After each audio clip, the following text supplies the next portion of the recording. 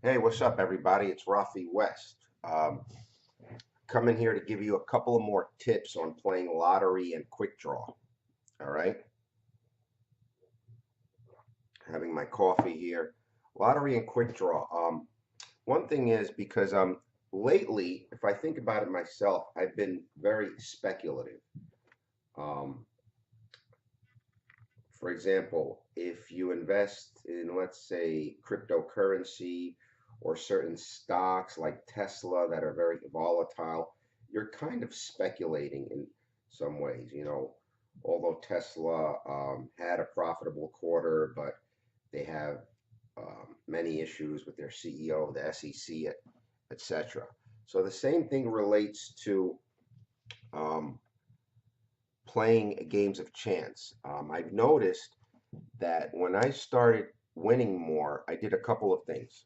The first thing is have yourself, especially if you're a heavy player, you want to have an account that has funds just for that, just for speculation. I like to call it, I heard of this in a book, and it's actually a good way of thinking about it. You know how you have like a 403B or a 401k in your place of employment? I like to call it a 401G. I heard this in a book called by the author Frank Scabletti. You should look him up if you want to learn more about playing games of chance. So you want to have an account just for that, okay? And keep your funds for playing just for that. You would allot a certain amount to go for that, and that'll be your budget for playing lotto, quick draw, etc. Um, as far as how much to play, that's totally up to you. I try to keep it at a minimum. Um, if I play more, it's probably during my lucky cycles. I'll see if I can post the video here, um, about lucky cycles and stuff. So I'll play more during my lucky cycles, which for me is here on here in the U.S. For me, here is in the summer. So I'll play more than and a lot less um, around that. The further that I get away from my lucky cycles, the less I'll play. Okay, so you want to do that. Also, um, there's another good book called Sudden Wealth. And like, what would you do if you hit a big jackpot? I'm talking about a significant one, whether it's to take five or six figures in quick draw. Another tip I'd like to give you guys is, there is power in intention and the universe and stuff. So what I like to do is I like to open up a separate account and just keep a little bit of money in there, not use it for anything else. That's going to be where the windfall goes into. So in other words, that's going to be an account that's open to the universe to set to receive funds. So you already have a separate account that you're not going to mix with your personal funds, your business funds if you have a business, anything like that. You want to have a windfall account set exactly for that, because what that does, I do believe that there's some like power in the universe and some kind of intention where if you have this receiving account, you open up to the universe that it's waiting for something. And ever since that has been done, I notice an uptick in winning as well. So you want to have an account separate just for that. Open it up at a bank, as a savings if you want, or a money market account, something like that. And it's only to receive that windfall or receive any winnings. You want to have an account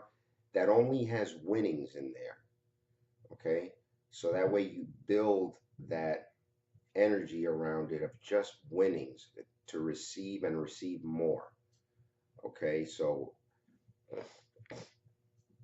those are the few tips that I have. If you have been thinking about this more tip stuff, and remember, you want anything that puts the odds in your favor, the energy of winning in your favor, the um, art of luck in your favor, because luck is more of an art than a science. You don't want to depend on anomalies. You don't want to, you always want to put the odds in your favor. You don't want to play heavy when it's not your lucky cycles. Like I said, you could look at my past videos about lucky cycles. When is the best time to play games of chance? You can Google this and look it up. So you want to have the odds in your favor. Don't count on anomalies, folks. Okay, it's just not the way to go. Um, with anything in life, you want to put the odds in your favor. Don't do crazy things. Don't play over your budget. Don't mix funds. Don't mix funds. Like I said, have that receiving account. Keep the energy that's only for winning. And the more that's put in there from your winnings, it may seem like a game, like a mental game you're playing, but try it out. See if it works for you. There is such thing as energy, okay, for winning.